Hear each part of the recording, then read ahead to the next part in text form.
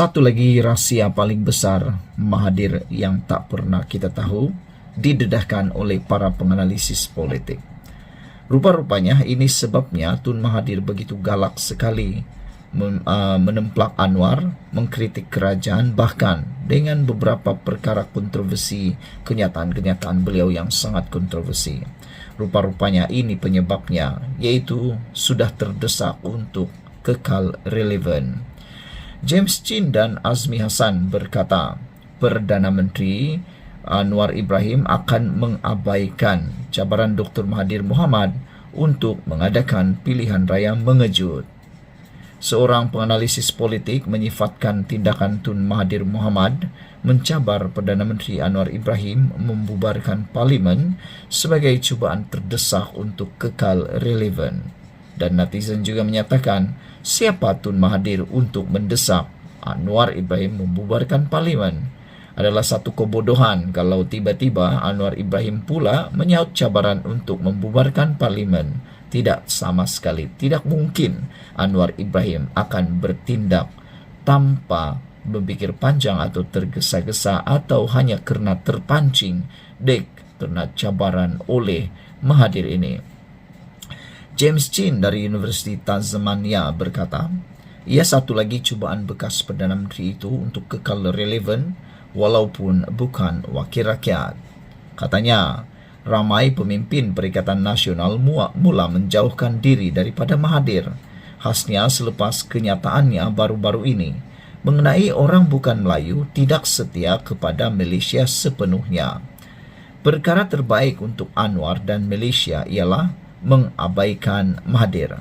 Apabila beliau menggesa pilihan raya mengejut diadakan, kebanyakan orang akan geleng kepala dan sedar beliau bercakap seperti ahli politik terdesak, katanya kepada FMT.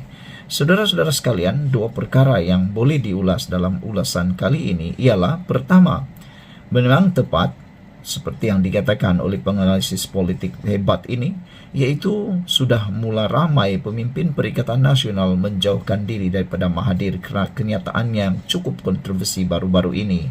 Tentulah para pemimpin Perikatan Nasional ini mahu menang pilihan raya akan datang, dan salah satu sebab puncak kemenangan mereka ialah sokongan orang bukan bumi putera atau bukan Melayu, dan tentunya daripada orang India dan Cina. Jadi kalau mereka kelihatan sangat rapat dengan Mahathir dan menyokong pula apa yang dikatakan oleh Mahathir, tentulah mereka akan berisiko susah untuk mendapat sokongan daripada orang bukan Melayu. Dan yang kalah nanti bukan Mahathir tetapi ahli-ahli parlimen atau ahli politik tersebut. Perkara kedua ialah lebih baik mengabaikan saja seruan cabaran Mahathir untuk cuba memanipulasi, mencabar Anwar untuk mahu membubarkan parlimen dan mengadakan pilihan raya. Memang semua rakyat Malaysia akan geleng kepala tentang hal ini kerana rakyat Malaysia sudah muak pilihan raya begitu hampir dan begitu kerap. Sedang kebanyakan rakyat Malaysia sudah mula berani mengatakan, kami tak nak lagi politik dalam tempo 3-4 tahun ini. Kami mahu negara dipimpin dan terus dipimpin, kata netizen. Cukuplah politik, cukuplah tentang pilihan-pilihan raya dan seterusnya yang hanya untuk memuaskan nafsu seraka seratu dua orang ahli politik yang gila kuasa. Saudara-saudara sekalian, apabila Mahathir menggesa pilihan raya mengejut diadakan, kebanyakan orang akan geleng kepala dan sedar bahawa Mahathir adalah ahli politik terdesak. Mahathir ialah penasihat tidak rasmi kepada 4 kerajaan negeri pimpinan PAS yang digelar SG4. Semalam beliau mencabar Anwar mengadakan pilihan raya untuk menguji sokongannya dalam kalangan rakyat. Bekas Perdana Menteri itu berkata beliau memenangi 5 PRU dengan majoriti 2/3 ketika julung kali memegang jawatan tertinggi itu, membuktikan sokongan rakyat terhadapnya pada masa itu. Jangan lihat pada masa itu, kata netizen, lihat pada waktu ini. Baru-baru ini, Mahathirlah pencipta rekod juga apabila beliau satu-satunya Perdana Menteri yang bertanding sekali lagi tetapi tidak menang bahkan hilang wang deposit. Katanya pemimpin politik menjadi Perdana Menteri dan menubuhkan kerajaan selepas memenangi pilihan raya, tetapi beliau Anwar kalah, kata Mahathir. Anwar dilantik menjadi Perdana Menteri selepas mendapat sokongan majoriti dalam kerajaan perpaduan terdiri daripada Pakatan Harapan PH, Barisan Nasional, Gabungan Parti Sarawak, Gabungan Rakyat Sarawak, Warisan dan parti lain. Azmi Hassan dari Akademi Nusantara juga senada Anwar akan mengabaikan cabaran tidak berasas Mahathir yang dikaitkan dengan siasatan Suruhanjaya Pencegahan Rasuah Malaysia terhadap anaknya iaitu Mirzan. Kita menyokong supaya Anwar Ibrahim mengabaikan saja cabaran Mahathir yang tidak berasas itu demi menjaga kesejahteraan rakyat Malaysia, menjaga pembangunan negara Malaysia. Janganlah pula gila-gila nak buat pula lagi pilihan raya. Mahathir sendiri tahu Anwar tidak akan terpengaruh dengan tekanan ini. Saudara-saudara sekalian, apa pula pendapat anda tentang isu kali ini? Sekian dulu untuk kali ini. Jangan lupa tinggalkan komen anda, tekan butang subscribe. Jumpa lagi, bye-bye.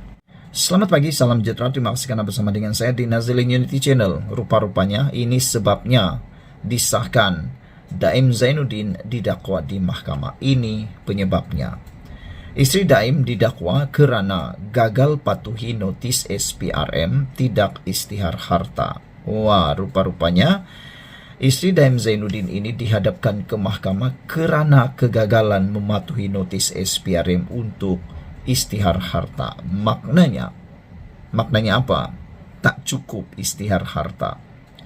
Isteri bekas Menteri Kewangan Daim Zainuddin didakwa di Mahkamah Session Kuala Lumpur hari ini atas tuduhan gagal mematuhi notis SPRM untuk mendedahkan asetnya. Naimah Abdul Khalid didakwa mengikut Seksyen 36 dalam kurungan 2 Akta SPRM 2009 dan boleh dipenjara sehingga 5 tahun dan didenda sehingga RM100,000 jika didapati bersalah. Dia didakwa melakukan kesalahan itu dengan memberikan akuan bertulis bersumpah yang tidak mematuhi notis SPRM di bawah Seksyen 36 dalam kurungan 1 Akta SPRM. Bagaimanapun, Naimah, 66 tahun, mengaku tidak bersalah. Sejurus tuduhan dikemukakan terhadapnya di hadapan Hakim Azura Alwi. Mengikut pertuduhan, dia didakwa dengan sengaja memberikan satu pernyataan bertulis dengan bersumpah yang tidak mematuhi terma notis bertarik 8 November 2023 yang dihantar kepada beliau oleh pegawai SPRM berpangkat Pesuruh Jaya pada 14 November 2023, iaitu dengan tidak mengisytiharkan harta. Harta-harta tersebut adalah Menara Ilham, 2 syarikat iaitu Ilham Tower Sdn Bhd dan Ilham Baru Sdn Bhd, 2 kenderaan mewah jenama Mercedes-Benz, sebuah rumah di persiaran Bukit Tunku, 4 lot tanah di Bukit Tunku dan 1 lot tanah masing-masing di Pulau Pinang, dan Taman Tun Dr. Ismail di Kuala Lumpur. Naimah didakwa melakukan kesalahan itu di Ibu Pejabat SPRM Putrajaya pada 13 Disember 2023 mengikut Seksyen 36 dalam kurungan 2 Akta SPRM 2009 yang memperuntukkan hukuman penjara maksimum 5 tahun dan denda sehingga RM100,000 jika sabit kesalahan. Pendakwaan dikendalikan Timbalan Pendakwa Raya Ahmad Faisal Muhammad Azmi, Muhammad Fadli Muhammad Zamri dan Mazia Muhaidi, manakala Naimah diwakili Peguam Muhammad Yusuf Zainal Abidin, M. Puravelan dan Alex Tan. Terdahulu, Naimah yang memakai baju kurung berwarna hijau berkata, "Saya faham pertuduhan dan mohon dibicarakan selepas pertuduhan dibicarakan terhadap beliau." Pada 10 Januari lepas, Naimah dan 2 anak lelakinya hadir ke Ibu Pejabat SPRM untuk memberi keterangan serta membantu siasatan agensi anti rasuah itu terhadap Daim yang juga seorang ahli perniagaan. Sebelum ini, Pengarah Bahagian Pencegahan Pengubahan Wang Haram SPRM Muhammad Zamri Zainul Abidin mengesahkan bahawa kenyataan telah diambil daripada isteri dan anak-anak lelaki Daim untuk membantu siasatan di bawah Undang-Undang Pencegahan Pengubahan Wang Haram. SPRM turut menjelaskan bahawa siasatan ke atas Daim adalah berdasarkan maklumat yang diperoleh daripada kertas Pandora, dan kertas siasatan bagi kes itu telah dibuka pada Februari tahun lepas. Terdahulu, Ahmad Faisal memohon mahkamah menetapkan jaminan RM500,000 dengan seorang penjamin berserta syarat tambahan melaporkan diri ke Ibu Pejabat SPRM sebulan sekali dan pasport diserahkan kepada mahkamah sehingga kes selesai. Muhammad Yusuf bagaimanapun memohon jaminan lebih rendah sebanyak RM200,000 selain membantah penyerahan pasport kepada mahkamah atas alasan anak guamnya bukanlah seorang flight risiko melarikan diri. Naima bukanlah terlibat dengan sebarang kes jenayah yang menjadi flight risk dan beliau tinggal di kediamannya di belakang mahkamah ini sahaja. Dia tidak akan ke mana-mana dan dia akan berada di sini untuk mempertahankan diri dalam kes ini, katanya. Azura membenarkan Naima diikat jamin RM200,000 dengan seorang penjamin serta syarat tambahan pasport diserahkan kepada mahkamah sehingga kes selesai, selain menetapkan 22 Mac ini untuk sebutan semula kes. Turut kelihatan hadir di mahkamah adalah ahli keluarga tertuduh. Beberapa komen daripada netizen kata, tiada yang lebih tinggi daripada undang-undang. Berikan kerjasama dan anda akan terbela, kata mereka. Sekian dulu untuk kali ini. Jangan lupa tinggalkan komen anda, tekan butang subscribe. Kita jumpa lagi. Bye-bye.